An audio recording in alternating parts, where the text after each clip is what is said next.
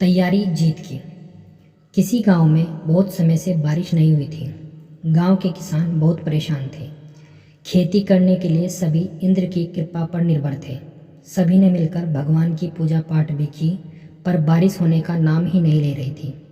हर रोज़ सभी किसान एक जगह पर इकट्ठा होते थे और वो सब बादलों को ताकते रहते थे कि कब बारिश हो। एक दिन सभी बारिश के इंतज़ार में बैठे हुए थे कि तभी उनमें से किसी ने कहा, अरे राघव कहाँ रह गया? 4-5 दिन से वो आ ही नहीं रहा है। तभी किसी ने कहा, कहीं वो मेहनत करने के लिए शहर तो नहीं चला गया? सभी ने उसकी बात हंसी में टाल दी। लेकिन अगले 3 दिन भी राघव दिखाई नहीं दिया, तो सभी उसके घर पहुंचे।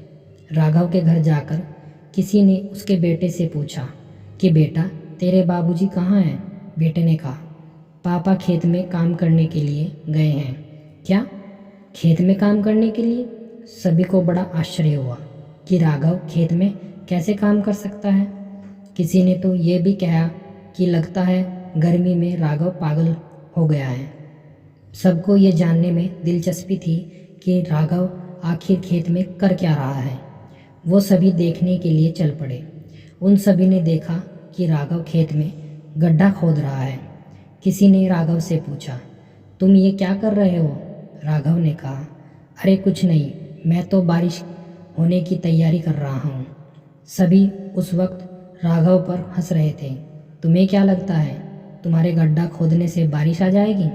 राघव ने कहा, मैं तो बस कोशिश कर रहा हूँ कि जब बारिश हो तो मैं हर तरफ का बहाव इस जलाशय की ओर कर इसमें ढेर सारा पानी इकट्ठा कर सकूँ और अगली बार बिना बारिश के कुछ दिन काम चल जाए। सभी ने कहा, अरे इस बार बारिश का कोई ठिकाना नहीं है और तू अगली बार की बात कर रहा है। चल हमारे साथ वापस चल। किंतु राघव ने किसी की एक नहीं सुनी और वो कुछ दिनों तक जलाशय तैयार करता रहा। आखिर में उसने जलाशय तैयार कर ही लिया। राघव ने जलाशय तो तैयार कर दिया, लेकिन कई दिनों तक बारिश नहीं हुई। एक दिन अचानक ही रात को बारिश होने लगी। गांव के सभी लोग और किसान बहुत खुश हो गए। सभी सोचने लगे कि अब अच्छे दिन आने वाले हैं। लेकिन बारिश तो कुछ ही देर बरसने के बाद थम गई और साथ में किसानों की खुशी भी थम गई। अगली सुबह सभी खेत में गए। बारिश कम होने की वजह से मिट्टी सिर्फ ऊपर से गीली थी। ऐसे में खेत की जुताई शुरू तो हो सकती थी, लेकिन सिंचाई के लिए और भी पानी की ज़रूरत थी, पर वो नहीं था। सभी किसान मायूस होकर अपने अपने घर चले जाते हैं। दूसरी ओर राघव भी अपने खेत में पहुंच जाता है और वो अपने छोटे से जलाशय को पूरा पानी से भरा हुआ देखकर बहुत खुश हो जाता है। राघव अब बिना समय गंवाए खेत जोतना शुरू करता है। कुछ ही महीनों में पूरे गांव में बस एक ही चीज़ हरी भरी दिखाई दे रही थी और वो था राघव का खेत।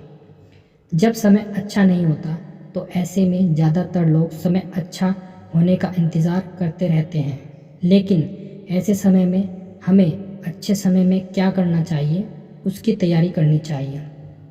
कुदरत का नियम है, दिन के बाद रात होती है और रात के बाद दिन होता ही है।